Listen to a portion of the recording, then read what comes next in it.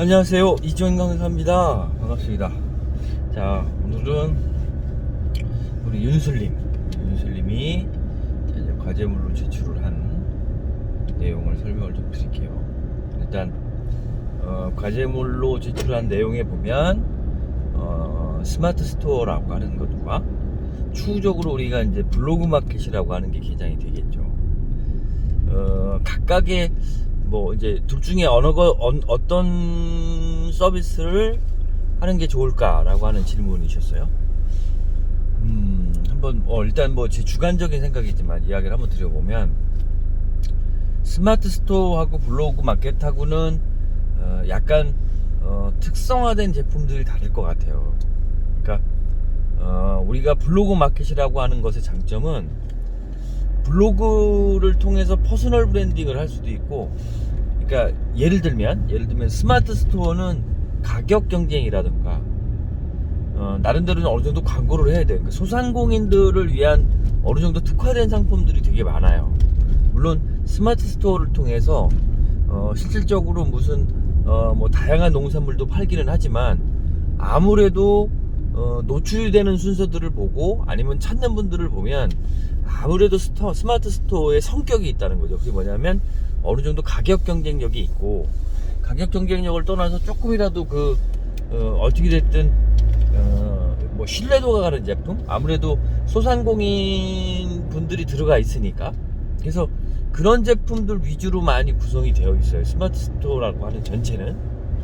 근데 이제 블로그 마켓이라고 하는 것은 스마트 스토어에서는 사실은 상세 페이지라고는 있지만, 그러니까 이 스마트 스토어나 이 쇼핑몰에서 매출을 일으키는 가장 큰 요인이 되는 건 상세 페이지예요.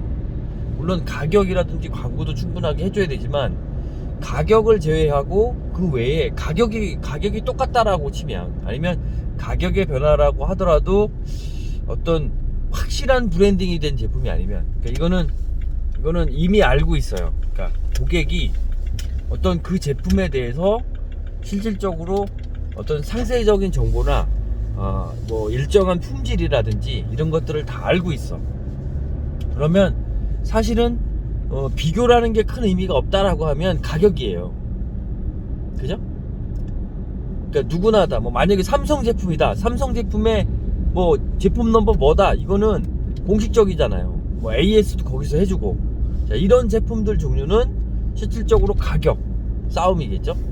근데 이제 그런 것들이 아니다라고 하면, 실질적으로 만약에 이제 흔하지 않는 제품이다, 아이디어 제품이다. 그래서 스마트 스토어에 보면 아이디어 상품들이 되게 많아요. 그 다음에 스마트 스토어에서 정말 강자는 아까 얘기한 인테리어 소품이라든가 이런 어떤 야기자기한 이런 거, 그런 것들이 강해요. 스마트 스토어 자체는 보면 그러니까 왜냐하면 이제 저희 같이 약간 영세하고 소상공인들인 경우에, 뭐 의류 같은 경우는 소상공인에 속하지는 않지만 그런 부분들은 뭐 어마어마해요, 매출액이. 그래서 그런 것들을 우리가 한번 전체적으로 구성을 이제 유출을 해보면, 그런 상황에서는 어떤 게 제일 나을까라는 부분이에요. 그럼 무엇이 제일 나을까요? 그러면 아까 이야기한 대로 그런 제품들, 그러면서 가격이 아니라 상세 페이지가 그럼 우선순위가 되죠. 얼마만큼, 왜냐면 실질적으로 물건을 못 보니까 얼마만큼 자세하게, 그 다음에 그 스마트 스토어 강의하는데도 그런 얘기들을 해요. 그러니까 고객의 입장에서 상세 페이지에다가 궁금한 거를 넣어줘라. 그러니까 이런 피드백들이 많이 오는 것 중에, 그러니까 계속 리뉴얼을 하라 이거죠. 피드백이 오는데 이걸 알고 싶어, 사이즈를 알고 싶고, 나는 이런 용도로 이렇게 쓰려고 하는데 이 부분이 필요해. 이러한 정보들을 충분하게 담아야 돼요. 그죠? 그런데 그렇다면, 그런 측면에서 한번 보자. 그럼 그렇다면 블로그 마켓은 뭐가 장점일까요? 그렇죠. 블로그 마켓은 어떤 것이 장점이냐면, 그러한 상세 페이지가 블로그라고 하는 것처럼 훨씬 더 전문화할 수 있는 장점이 있어요. 그러니까 지금 아까 윤슬님이 저한테 질문을 하셨던 뭐라 그러죠? 그렇죠. 그러니까 사과인데도 유기농, 좀 특별한 사과예요. 그러니까 무슨 얘기냐면 스토리가 있는 사과. 그러니까 제품도 마찬가지죠. 제품도 스토리가 있는 것, 이것은 블로그 마켓이 더 어울리겠어요. 스마트보다 훨씬 어울리겠죠. 그 다음에 또 블로그 마켓에서 할 수 있는 것들이 저 같은 경우에는 강의, 전문적인 기술을 가지고 상담, 강의. 어차피 그러한 것들은 엑스퍼트에도 있지만, 지식인 전문점 있지만, 그런 것들을 통해서 만약에 명상을 하고 하시는 분들이 있다라고 하면 명상용품을 블로그에서 팔 수 있겠죠. 왜냐하면 명상에 관한 다양한 정보들이 있는 거예요, 블로그 안에. 정말 명상에 대한 다양한 어떤 정보들이 있는데, 그런데 명상을 하고 있잖아요, 그 블로그 주인이. 근데 그 블로그 주인이 어떤 제품을 쓰고 있어. 그러면 사고 싶겠죠. 자, 그런 물건들을 팔으면 되겠죠, 블로그 마켓에서. 그러니까 윤슬님 같은 경우에는 아까 말씀드린 대로 사관대 유기농 이런 스토리가 있다. 그러면 오히려 스마트 스토어보다는 블로그 마켓이 훨씬 더 누구? 왜냐하면 지금 유슬님이 이야기를 한 거는, 유슬님이 이야기한 어떤 그런 제품의 아이템인 경우엔 제가 볼 때는 꾸준하게 매출이 일어날 가능성이 높아요. 그러니까 단골, 한 번 구입을 한 사람이 또 구입하고 하는 단골이 될 가능성이 높아요. 그죠? 그러면 이게 단골이 될 가능성이 높다라고 한번 판단을 하면 실질적으로 그런 부분으로는 메리트가 있다라는 거지. 그죠?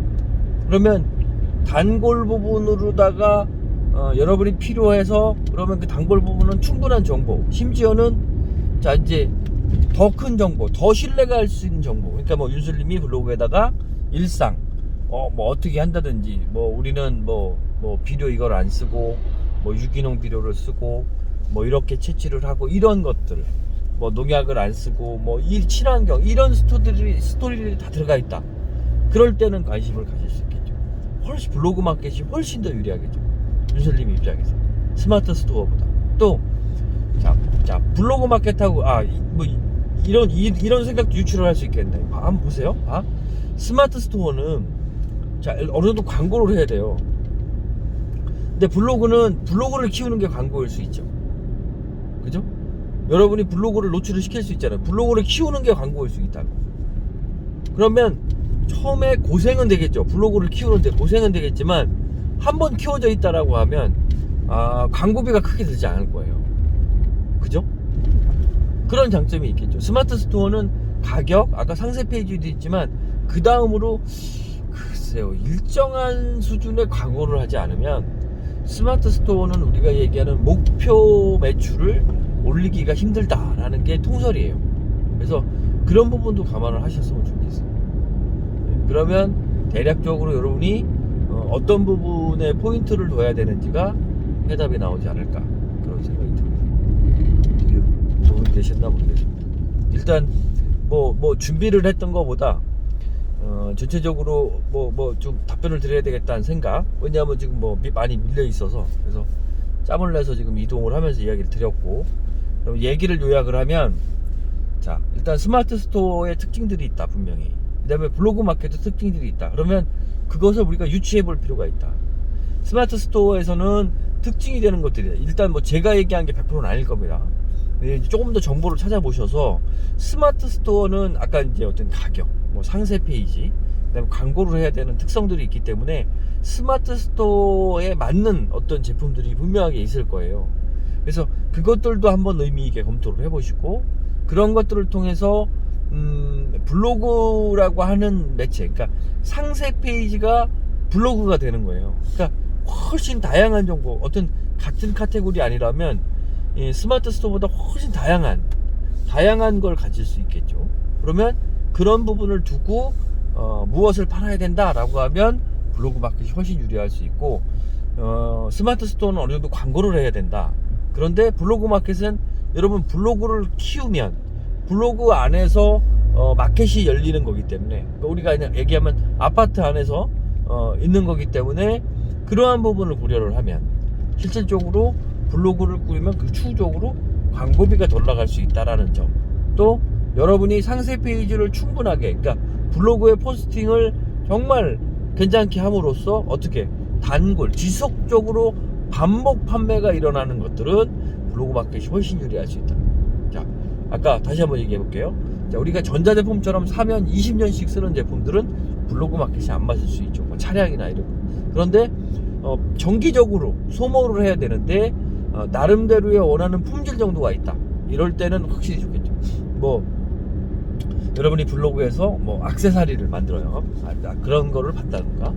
그 다음에 지금 저번에 저희 뭐야 미라클 모닝 오픈방에 그 여우나비님 친구분 그 무슨 향인가요? 그 아이들 쓰는 거 천연 오일 같은 거 그런 제품들은 블로그 마켓이 유리하죠. 아주 유리하죠.